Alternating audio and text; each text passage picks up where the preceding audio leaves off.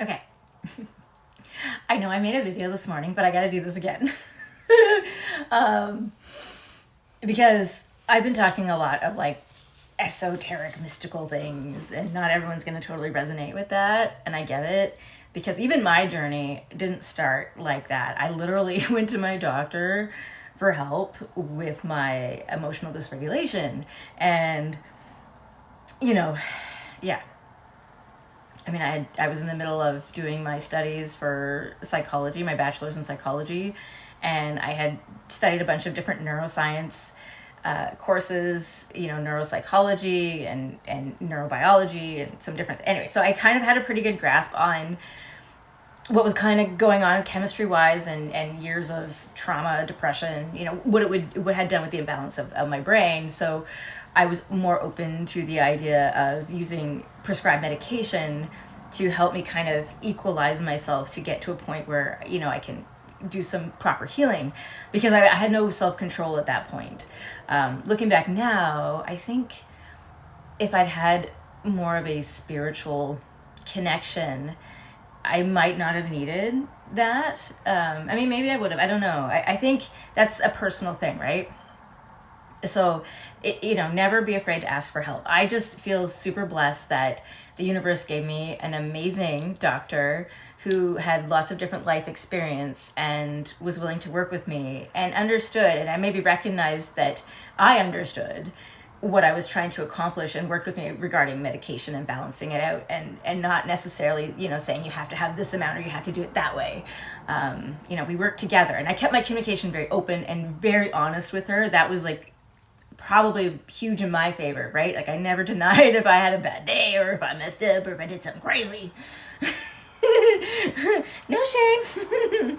Can't have shame if you want to get better. Well, I mean, you can have shame, but you have to let it go to get better, right? And even then, I kind of understood that.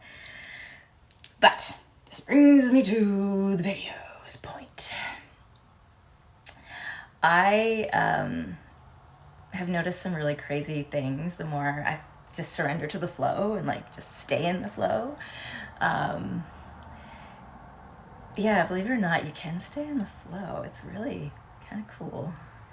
You don't actually have to leave the flow. I mean, you can take breaks, right? And like hang out with family and friends. And you can feel it, like everything almost like pauses, right? And you get like this bubble of pause, like you're just in the moment, having the moment. And it's so great. And then you can go back to the flow and just let your body kind of go along. And it's, I'm loving it. But so anyone who's done trauma therapy, anyone who's had any kind of trauma, whether it's just like a physical trauma that's created the emotional trauma, or if it was an emotional trauma that created the physical trauma, like it can go both ways, or it can be all the above. And I know I've had all the above. So a lot of things started to happen as soon as I surrendered. So last Christmas, last Christmas, 2023 Christmas, I was bedridden, okay? My pain was astronomical. Like, I think I must have had an awakening, or maybe a second, I don't know, or maybe it was just a vision. I don't know what happened, but there was this one night where the pain was so bloody intense, where I just silently cried and silently screamed while sitting in my girls' room, because even then, again, I didn't realize why I was so hypervigilant, but I guess intuitively, subconsciously, I knew something was going on, because I could not sleep unless I was either sleeping outside of my kid's bedroom door or sleeping on the floor in front of their bed, or sleeping, I would actually sleep sitting up in the couch in the living room, like watching the doors and stuff. Not, my stepfather, whatever, doesn't matter. There was bad things going on, and subconsciously, intuitively, I knew I needed to be on guard. And so I just did. And I can, want to hear something crazy? Until I came to the women's shelter back in August? Something like that. Anyways, not where I'm now, but another place. Anyways, when I went there, it's the first time I slept in a bed regularly in 15 years. No shit of a lie. I often would sleep on the floor. I mean, literally, I would feel more comfortable and at ease when I was living in the life I was living in the past, when I was sleeping on a hard floor with just a blanket underneath of me and a blanket on top of me than I would have if I had gone to my room or gone to a different bed. Yeah. So it's been kind of fun sleeping on a bed. It's kind of new. Not that I really care, but it's a win, I guess. But so yeah, this last couple months, I've had the freedom to really explore myself and explore, my spiritual side and all that fun stuff. And I used to have these pains, right, that would like stop me from running. My feet would throb and ache. And we store a lot of fear in our feet.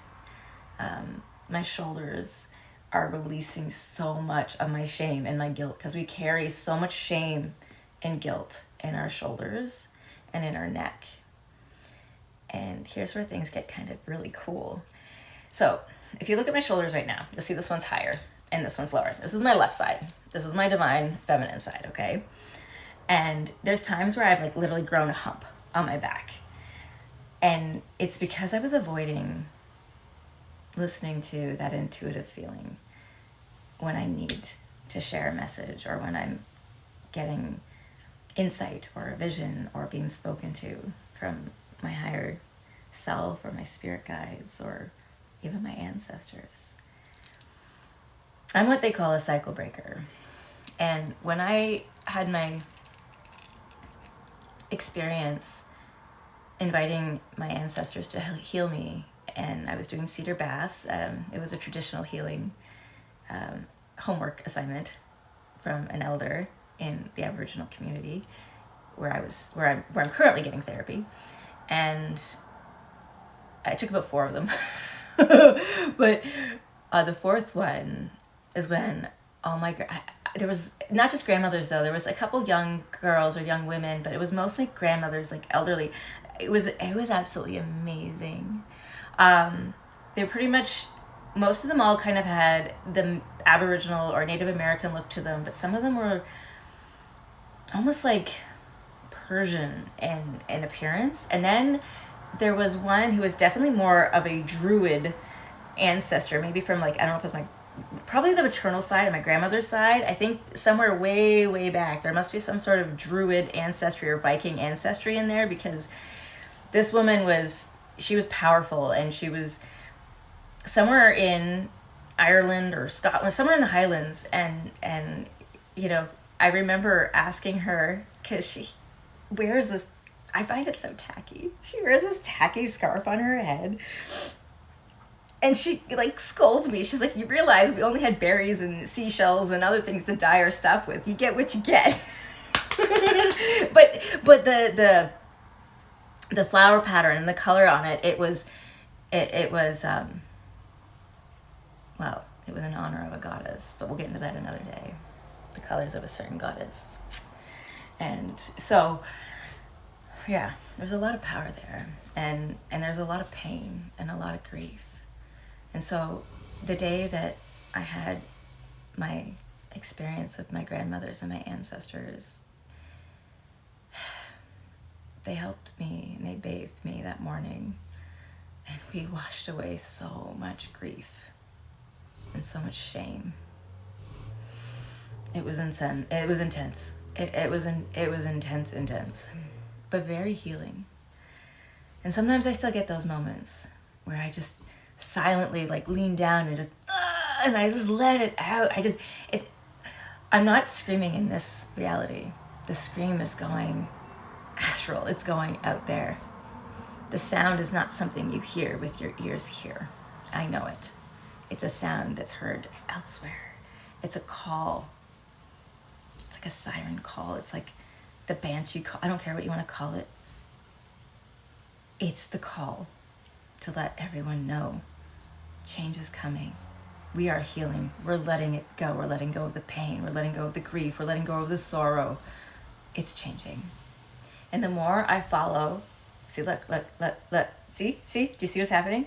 The more I follow this intuitive need to speak out, the more I heal. The more it releases and lets go. And the pain is traveling and it's going to come out.